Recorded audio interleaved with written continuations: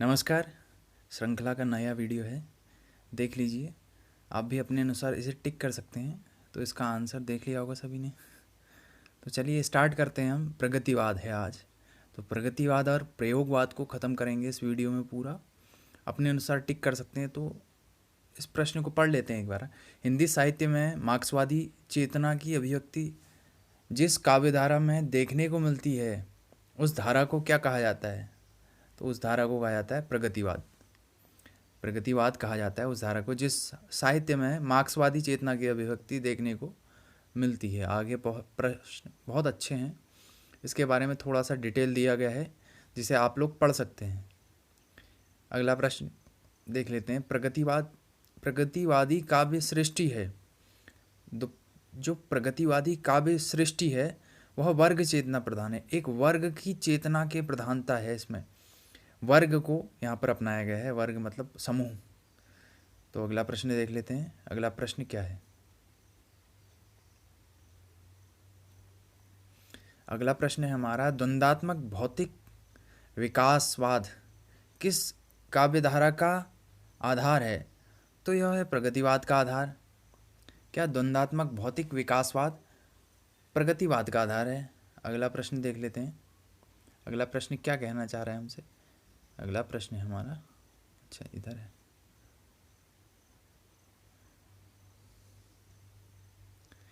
कि इसके बारे में थोड़ा सा डिटेल दी गई है, आप लोग पढ़ सकते हैं। इम्पॉर्टेंट है तो इसीलिए इसे पढ़ सकते हैं, आप लोग पढ़ लीजिएगा, क्योंकि ये डिस्क्राइब किया गया है जो वो आपकी आने वाली परीक्षाओं में आपको लाभ देगा। तो इसीलिए इसे आप पढ़ सकते हैं। प्रगतिवाद का आधार है। अच्छा, प्रगतिवाद किसका आधार है कह रहा है? पहले तो प्रश्न को समझ लेंगे। हालावाद कांटे को द्वंद्वात्मक भौतिकवाद, हालावाद, रहस्यवाद, प्रगतिवाद। तो द्वंद्वात्मक भौतिकवाद है इसमें। प्रगतिवाद का आधार क्या है? द्वंद्वात्मक भौतिकवाद। प्रश्न देख लेंगे अगला। प्रगतिशील लेखक संघ किस स्तर की संस्था है? देखिए, जो प्रगतिशील लेखक संघ था वह अंतर्राष्ट्रीय स्तर की संस्था है। जो भारत में हुआ था इसका एक भारत में जो इसका गठन हुआ था तो वह एक शाखा के रूप में हुआ था। प्रगतिशील लेखक संघ के प्रथम अधिवेशन की अध्यक्षता की थी। किसने की थी? तो इसके प्रथम अध्यक्ष थे प्रेमचंद्र। कौन थे इसके अध्यक्ष? प्रेमचंद्र। आगे देख लेंगे। आगे इसके बारे में डिटेल दी गई है कि लखनऊ में आयोजित प्रगतिशील लेखक संघ के प्रथम अधिवेशन की अध्यक्षता किसने की थी? तो प्रेमचंद्र ने। हमने अभी देखा था, क्या है? प्रेमचंद्र। डी है इसका आंसर। प्रगतिशील लेखक संघ की स्थापना कब की गई थी? देखिए, प्रगतिशील लेखक संघ की स्थापना की गई थी 1936 में। तो आगे बढ़ लेंगे। आगे अगला है प्रश्न हमारा, लखनऊ में आयोजित 1936 के प्रगतिशील लेखक संघ के ऐतिहासिक आयोजन के अध्यक्ष थे। अभी देखा हुआ है हमने, कौन थे? प्रेमचंद्र। इसका आंसर है प्रेमचंद्र अध्यक्ष थे। प्रगतिशील लेखक संघ की स्थापना लंदन में किसके प्रयत्न से हुई थी? लंदन में किसके प्रयत्न से हुई थी? तो हुई थी वह मुल्क राज आनंद और सज्जाद जहीर के प्रयत्नों से। प्रगतिवाद के जन्म में किसका योगदान है? तो देखेंगे प्रगतिवाद के जन्म में किसका योगदान है कह रहा है ना। अच्छा, छायावादी रोमानियत एवं पलायनवादी प्रवृत्ति का, सही। छायावादी लेखक प्रगतिशील लेखक संघ का भी है, मार्क्सवादी प्रभाव का भी है। तो इसमें क्या होगा आंसर? उपयुक्त सभी। क्या होगा इसका आंसर? उपयुक्त सभी। अगला प्रश्न, प्रगतिवाद के अंतर्गत कौन सा विचार अमान्य है? तो इसमें आपने आंसर देख लिया शायद, मुझे लग रहा है। तो इसमें है आंसर रूपवाद। इसका आंसर होगा रूपवाद। अगला प्रश्न देख लेंगे हम। अगला प्रश्न क्या कह रहा है? अगला प्रश्न है हमारा, थोड़ा धीरे धीरे करना पड़ता है नहीं तो प्रश्न का उत्तर दिख जा रहा है आप लोगों को, तो आप अपना मूल्यांकन कैसे कर पाएंगे? देखिए, निम्नलिखित प्रवृत्तियों में से एक प्रगतिवाद की प्रवृत्ति नहीं है। अच्छा, कौन सी नहीं है कह रहा है ना। धर्म, ईश्वर तथा व्यक्तिवाद में आस्था,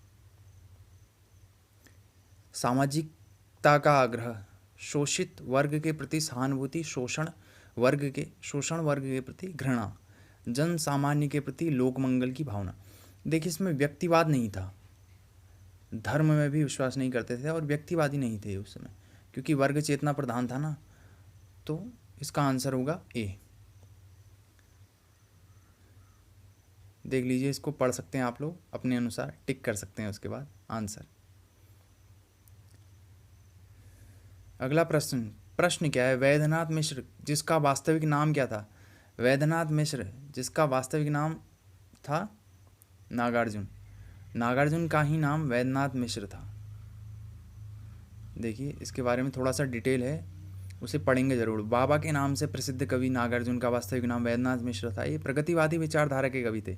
इनका जन्म 30 जून 1911 को मधुबनी बिहार के तिरौनी नामक गांव में हुआ था।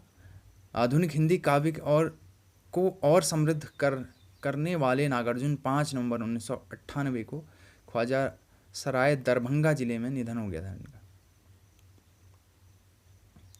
तो इनका नाम,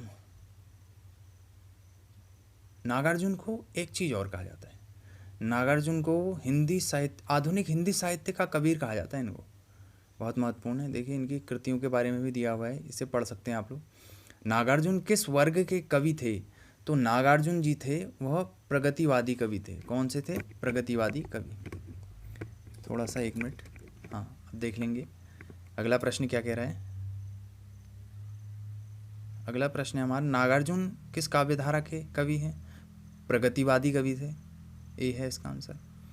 कबीर के उपरांत हर विध्वंसकारी और जनविरोधी शक्ति को सर्वाधिक खुली चुनौती की। देखिए इनका नाम ही आधुनिक साहित्य का या आधुनिक काल का कबीर किसको कहा जाता था? तो अरे हाँ, नागार्जुन। दिनकर कहाँ लग गया था? इसके बारे में थोड़ा सा आप लोग पढ़ सकते हैं, इम्पोर्टेंट जानकारी है जो आपकी परीक्षाओं में आपको सहयोग करेगी। प्रगतिवाद के संदर्भ में इसमें से एक कथन सही नहीं है कह रहा है, वह कौन सा है? तो इनको पढ़ लेते हैं। ये जो कथन है कि प्रगतिवाद जनजीवन के साथ प्रकृति और कल्पना लोक में सौंदर्य खोजता है। देखिए इसमें कल्पना नहीं थी, तो इसीलिए इसका आंसर ये होना चाहिए मेरे हिसाब से, क्योंकि आगे पढ़ने की ज़रूरत ही नहीं है। कल्पना और प्रकृति वाला है, इसमें कोई भी मान्यता नहीं थी, क्योंकि यह किसका लक्षण है? ये हैं छायावाद के। थोड़ा सा आपको आवाज़ आ रही होगी, शायद ट्रैक्टर की आवाज़ है, तो एडजस्ट कर सकते हैं आप लोग। ज़्यादा तो नहीं आ रही होगी, फिर भी अपने हिसाब से आप टिक ज़रूर लगाइएगा। इसमें मूल्यांकन नहीं हो पाएगा, नहीं तो आपका स्वमूल्यांकन। देखिए प्रगतिवादी समीक्षक हैं, तो प्रगतिवादी समीक्षक वो कौन हैं? रामविलास शर्मा है प्रगतिवादी समीक्षक, बहुत बड़े समीक्षक हैं प्रगतिवादी। रामविलास शर्मा हिंदी में प्रगतिवादी समीक्षा पद्धति के एक प्रमुख स्तंभ थे। आचार्य रामचंद्र शुक्ल के बाद डॉक्टर रामविलास शर्मा ही एक ऐसे आलोचक के रूप में स्थापित होते हैं जो भाषा, साहित्य और समाज को एक साथ रखकर मूल्यांकन करते हैं। उनकी आलोचना प्रक्रिया में केवल साहित्य ही नहीं होता है, बल्कि वे समाज, अर्थ, राजनीति, इतिहास को एक साथ लेकर साहित्य का मूल्यांकन करते हैं।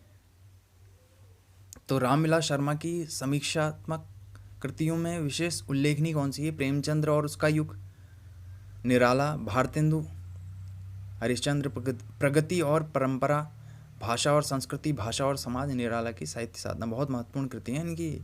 इनमें से एक प्रश्न हर बार बनता है, तो याद कर लीजिए प्रगतिवादी कवि हैं।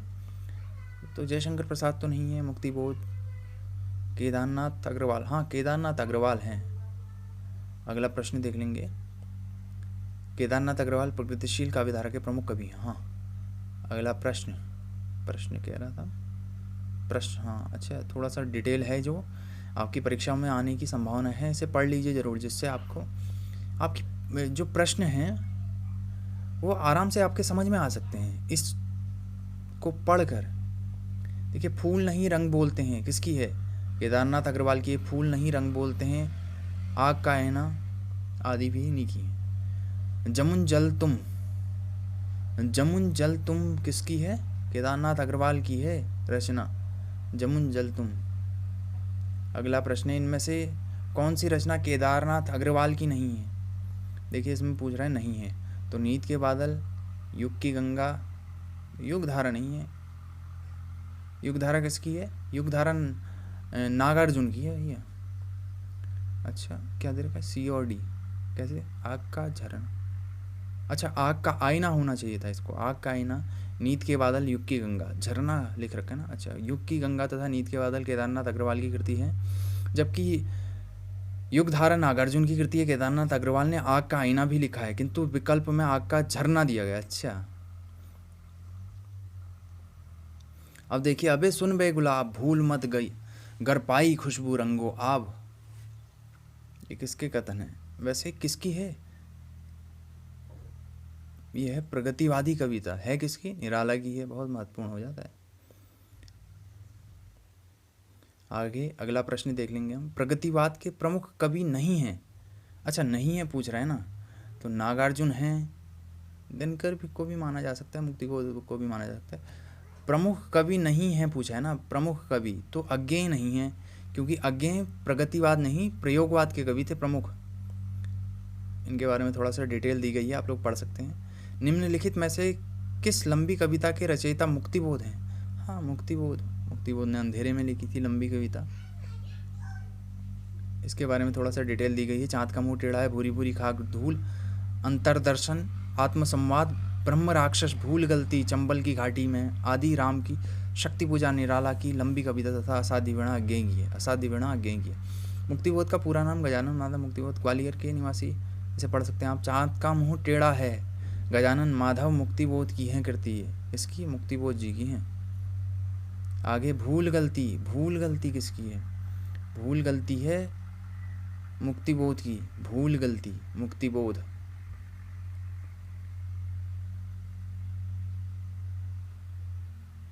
अंधेरे में अभी बताया था मुक्तिबोध की है। कामायनी एक पुनर्विचार नामक आलोचना ग्रंथ के लेखक हैं। देखिए कामायनी आएगा तो वो है जयशंकर प्रसाद की। कामायनी पर एक विचार किसने कर दिया? गजानन माधव मुक्तिबोध की कृति है, आलोचनात्मक ग्रंथ है कामायनी एक पुनर्विचार। आगे इसको आप लोग पढ़ सकते हैं। रहस्य पुरुष का बिंब मुक्तिबोध की किस कविता में नहीं है? अच्छा नहीं है पूछ रहा है ना, तो इसका आंसर अंधेरे में होना चाहिए, क्योंकि अंधेरे में एक लंबी कविता है ना। हाँ इसका आंसर अंधेरे में। अगला प्रश्न, अरे इसका आंसर भी दिख गया आपको। चाँद का मुंह टेढ़ा है में कौन सी कविता संकलित नहीं है? देखिए भूल गलती तो है, ब्रह्म राक्षस है, एक स्वप्न कथा, जन्मदिन की धूप नहीं है इसमें, तो आंसर इसका ए है। गजानन माधव मुक्तिबोध की रचना चाँद का मुंह टेढ़ा है में भूल गलती एक स्वप्न कथा, ब्रह्म राक्षस पता नहीं, डूबता चाँद कब डूबेगा, मुझे याद आते हैं, आदि कविताएं संकलित हैं। चाँद का मुंह टेढ़ा है का प्रकाशन 1964 में हुआ था, जबकि जन्मदिन की धूप में कविता केदारनाथ सिंह द्वारा रचित है।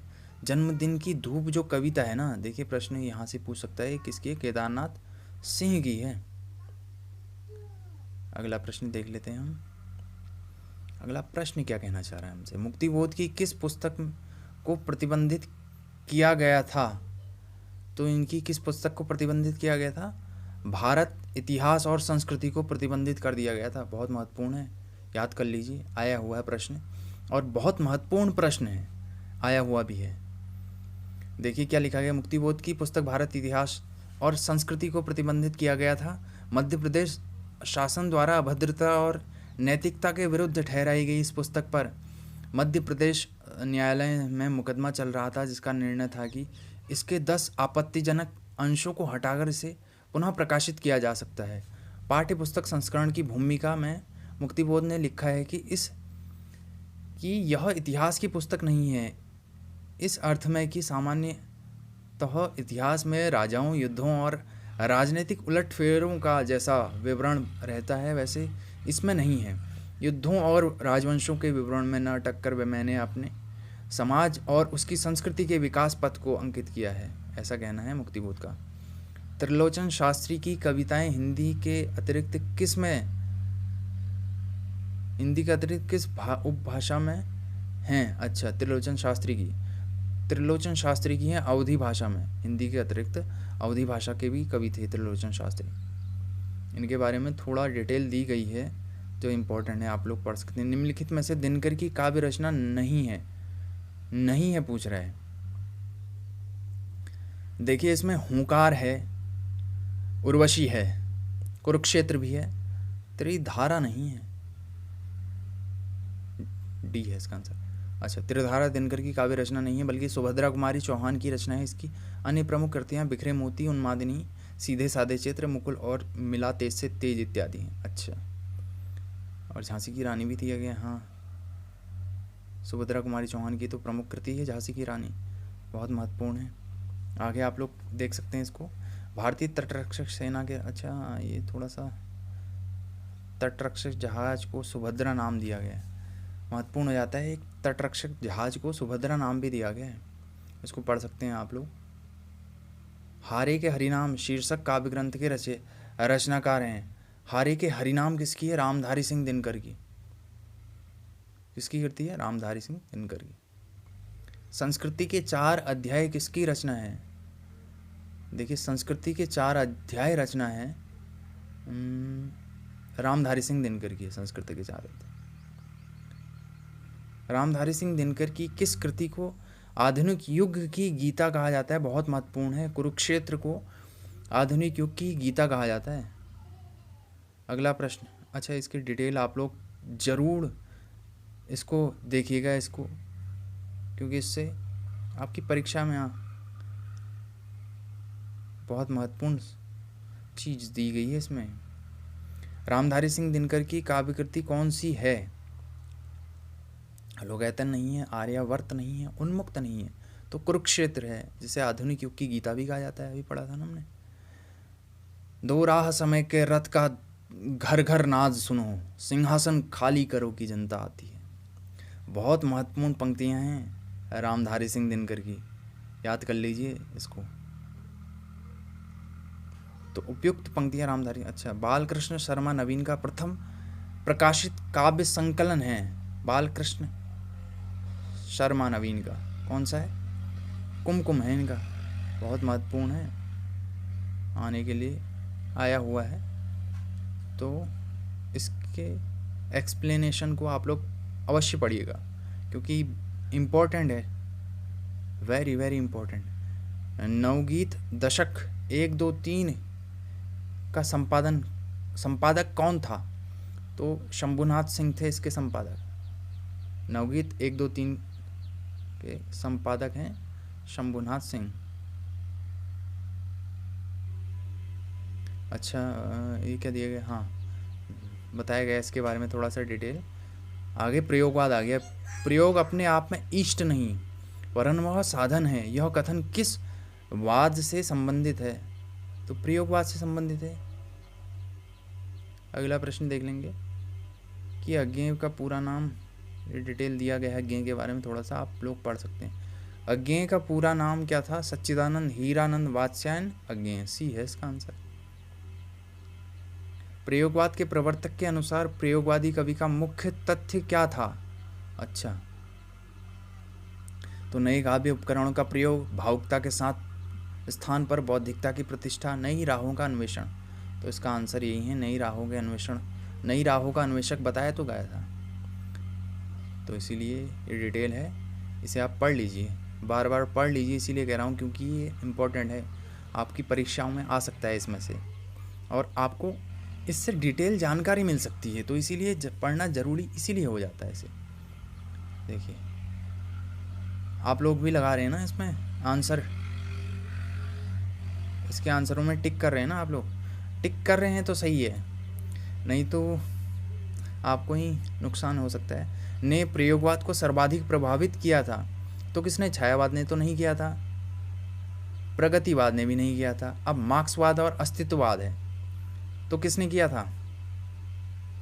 दोनों में से एक में कन्फ्यूजन है, तो मेरे हिसाब से होना चाहिए इसका आंसर मार्क्सवाद। नहीं, मार्क्सवाद नहीं, अस्तित्ववाद होना चाहिए, क्योंकि अस्तित्ववादी थे ना ये, प्रयोगवादी। हाँ देखिए, इसका आंसर है अस्तित्ववाद। अस्तित्ववाद का गहरा प्रभाव पड़ा था इसमें ना, क्योंकि इन्होंने अस्तित्ववादी इसीलिए थे क्योंकि ये सिर्फ व्यक्तिवादी भी थे, इसीलिए अस्तित्ववादी भी कहा जा सकता है इनको। ये थोड़ा सा डिटेल है, इसको एक बार पढ़ लेते हैं। प्रयोगवाद पर अस्तित्ववाद का गहरा प्रभाव था। नई कविता प्रयोगवाद से भिन्न होकर एक रूढ़ अर्थ में तब प्रयुक्त होने लगी जब सन 1954 में इलाहाबाद से नई कविता नामक संकलन प्रकाशित होने लगा। आरंभ में नई कविता वाले प्रयोगवाद से अपना संबंध जोड़ते थे, किंतु प्रयोगवाद पर अज्ञेय का एकाधिकार था। अज्ञेय से प्रयोगवाद के आचार्यों की खटकती थी। अच्छा, तब नई कविता की धारा बहुत अस्तित्ववाद से प्रभावित थी। इसी से आगे चलकर बहुत धारा भी फूटी जो किसी भी जीवन मूल्य को स्वीकार न करती थी। नई कविता को प्रभावित करने वाले अस्तित्ववाद के मुख्य टक्कर मार्क्सवाद की थी। अच्छा, प्रभावित करने वाले अस्तित्ववाद से मुख्य टक्कर किसकी थी? मार्क्सवाद की थी। बहुत महत्वपूर्ण हो जाता है यहाँ पर। निम्नलिखित में से एक कथन असत्य है कह रहा है। अच्छा, असत्य कथन को ढूंढना है ना हमने, तो पहला पढ़ लेते हैं। प्रयोगवाद का जन्म तार सप्तक के प्रकाशन से माना जाता है। सही है। प्रयोगवाद में प्रयोग इष्ट नहीं साधन माना जाता है। सही है। प्रयोगवाद में प्रयोगवादी कविता हास्योन्मुख मध्यवर्गीय समाज के जीवन का चित्र है। सही है। नई कविता प्रयोगवाद का विकसित रूप नहीं है। अच्छा, यहाँ पर नहीं है लिख दिया ना, अगर ये लिखा होता नई कविता प्रयोगवाद का विकसित रूप है करके लिखा होता तब सही होता है। इसका आंसर यहीं गलत है, तो इसीलिए असत्य कथन डी है। इसके बारे में डिटेल आप लोग पढ़ सकते हैं, महत्वपूर्ण है। तो अगला देखेंगे, कहाँ गए भाई, हाँ, कि प्रयोगवादी कवियों की रचनाएं किस सप्तक में संग्रहित है। तो प्रयोगवादी रचनाएं तार सप्तक में संग्रहित है। अगला प्रश्न देख लेंगे। हिंदी प्रयोगवाद का आरंभ 1943। हाँ, इसे पढ़ लीजिए आप, महत्वपूर्ण बन जाएगा इसे। देखिए इसे ट्रिक भी दे रखी है, ट्रिक के चक्कर में नहीं पड़ेगा आप लोग। ट्रिक होती है जो आप लोग अपने हिसाब से बना सकते हैं तो सही है, नहीं तो ट्रिक को बनाने के हिसाब से ट्रिक को भी पढ़ना पड़ेगा, उसे भी याद करो इसे भी याद करो। तो इसीलिए ट्रिक आप अपने हिसाब से ही बना के पढ़िएगा, वो ज़्यादा याद रहेगी आपको। अज्ञेय कौन से वाद के कवि हैं? तो अज्ञेय कौन से वाद के कवि हैं? प्रयोगवाद के कवि हैं। बी है इसका आंसर। तार सप्तक में संकलित कवियों को राहों के अन्वेषी कहा गया है। तो किसने कहा? अज्ञेय जी ने कहा था, राहों के अन्वेषी ने। प्रयोगवाद की जन्मदात्री पत्रिका है। देखिए प्रयोगवाद की जन्मदात्री पत्रिका कौन सी होगी? तार सप्तक से ही तो जन्मा था ना, तो याद कर लीजिए इसको। अगला प्रश्न है, निम्नलिखित में से कौन से तार सप्तक का कवि नहीं है? अच्छा, तार सप्तक का कवि गिरिराज कुमार माथुर, प्रभाकर माचवे, मुक्तिबोध यह हैं। शमशेर बहादुर नहीं है। शमशेर बहादुर द्वितीय सप्तक के कवि थे भैया, तार सप्तक के कवि नहीं थे। आगे पढ़ लेते हैं थोड़ा सा। इनमें से कौन तार सप्तक में शामिल नहीं है? तो शमशेर लिखा हुआ है पहले ही, बी है आंसर इसका। निम्नलिखित में से तार सप्तक के कौन से कवि शामिल नहीं हैं? रामधारी सिंह दिनकर नहीं है, प्रभाकर माचवे हैं, निमिचंद्र जैन हैं, रामधारी सिंह दिनकर नहीं है। तो आंसर इसका डी होना चाहिए। भवानी प्रसाद मिश्र किस कविता के किस सप्तक के कवि हैं? तो दूसरे सप्तक के कवि हैं भवानी प्रसाद मिश्र, याद कर लीजिए। निम्नलिखित में से कौन से कवि दूसरे सप्तक में शामिल नहीं था? अच्छा, नहीं था बोल रहे हैं ना। देखिए इसमें कौन सा हो सकता है? भवानी प्रसाद मिश्र तो हैं, शमशेर बहादुर भी हैं, तो मुक्तिबोध नहीं है। मुक्तिबोध किसके थे? तार सप्तक से एक प्रश्न आता जरूर है, तो सभी तार सप्तक को अच्छी तरीके से याद कर लीजिए, और उसमें भी जो भी कवि हैं उनको भी आप याद कर सकते हैं। अगला प्रश्न, इनमें से दूसरा सप्तक में संकलित कवि हैं। अच्छा, दूसरे सप्तक में संकलित कौन से कवि हैं? कौन से कवि हो सकते हैं बताइए आप? रघुवीर सहाय हैं इसके आंसर इसका। केदारनाथ सिंह नहीं है, नेमिचंद्र जैन नहीं है, सर्वेश्वर दयाल सक्सेना नहीं है। सन 1951 में प्रकाशित दूसरा सप्तक में कौन सी कवयित्री शामिल थी? अच्छा, तो शकुंतला माथुर थी इसमें, तो अमृता भारती, कीर्ति। अच्छा, इसका आंसर देख लेते हैं। तो इसमें शकुंतला माथुर थी। सी आंसर देख लीजिए आगे ना, सी आंसर दिखा होगा आपको शायद, ये देखिए सी, शकुंतला माथुर है इसका आंसर। केदारनाथ सिंह किस सप्तक में संकलित कवि हैं? तो तीसरे में थे केदारनाथ सिंह, जबकि चौथा सप्तक में संकलित कवयित्री। देखिए कवयित्री का शुद्ध ऐसे लिखते हैं कवयित्री, तो कौन थी?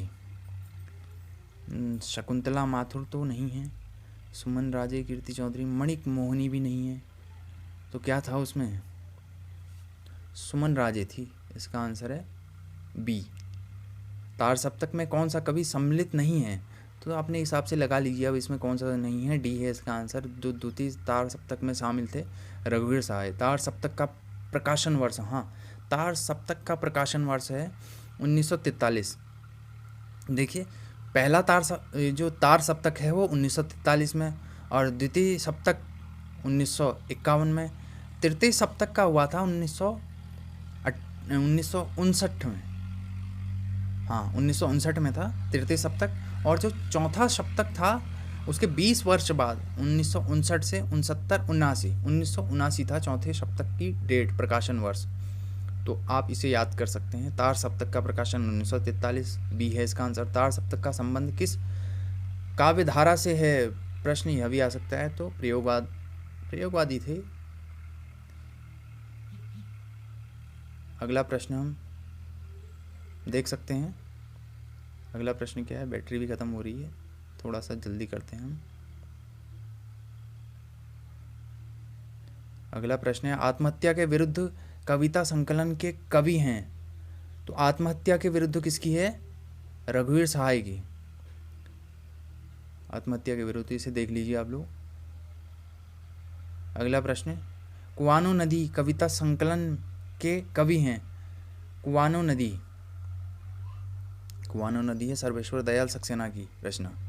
कुआनो नदी देख लीजिए, सर्वेश्वर दयाल सक्सेना की रचना है। इसमें डिटेल दी गई है, आप लोग इसे देख सकते हैं। कुआनो नदी काव्य संग्रह के रचनाकार हैं। अभी बताया था सर्वेश्वर दयाल सक्सेना। कुआनो नदी सर्वेश्वर दयाल सक्सेना की है, देख लीजिए, डी है इसका आंसर। नकेनवाद किस काव्य धारा के लिए प्रयुक्त हुआ था? तो छायावादी, प्रगतिवादी, प्रयोगवादी, प्रपदवादी थे ना। जो नकेनवाद दूसरा नाम था उसका प्रपदवाद। तो प्रयोगवाद के भीतर ही प्रपदवाद का नकेनवाद भी पनपा था, लेकिन प्रयोगवाद की एक छोटी शाखा मात्र बनकर रह गया था। नकेनवाद बिहार में प्रचलित है। नलिन विलोचन शर्मा, केसरी कुमार और नरेश मेहता के नाम से प्रथम अक्षर से बना है। तो नकेन 3 कवियों ने प्रयोग 10 सूत्री में प्रयोगवाद और प्रयोगशील में अंतर स्पष्ट किया था। अच्छा, नकेनवाद नामक साहित्यिक आंदोलन के अग्रणी हैं। अग्रणी मतलब इनके कवि कौन हैं? नलिन विलोचन शर्मा, केसरी कुमार, नरेश मेहता भी पढ़ा है हमने, तो आगे देख लेंगे। अगला प्रश्न क्या है? इनमें से कौन कवि नकेनवाद से जुड़ा हुआ है? जुड़ा हुआ है बोल, अच्छा हाँ जुड़ा हुआ है ना। केसरी कुमार है, फिर नरेश मेहता भी तो हैं। इसका आंसर क्या है? आंसर देख लेंगे इसका। हाँ, तो दोनों हैं, इसीलिए शायद इसका आंसर गलत दिया गया। इसमें से कौन प्रपदवाद के से संबंधित नहीं है? देखिए इनमें से कौन थे? प्रयाग नारायण त्रिपाठी नहीं है, और तो हैं सब के सब। नलिन विलोचन शर्मा। घोर अहम निष्ठ व्यक्तिवाद किस काव्यधारा की प्रवृत्ति है? तो यह प्रयोगवाद की प्रवृत्ति है। बहुत महत्वपूर्ण है, क्योंकि अहमनिष्ठ व्यक्तिवाद किसमें था? प्रयोगवाद में। जबकि प्रगतिवाद में क्या था? वर्ग चेतना प्रधानता थी ना इसकी विशेषता। अभी पढ़ा तो था हमने। आगे देख लीजिए। अगला प्रश्न क्या है? हाँ, तो आपको वीडियो कैसी लगी अपने कमेंट में सुझाव दे सकते हैं आप। वीडियो में कोई गलती हुई हो तो कभी गलती से जल्दीबाजी में हो जाता है, तो आप बताइएगा वीडियो कैसी लगी। अपने सुझाव आप दे सकते हैं। धन्यवाद।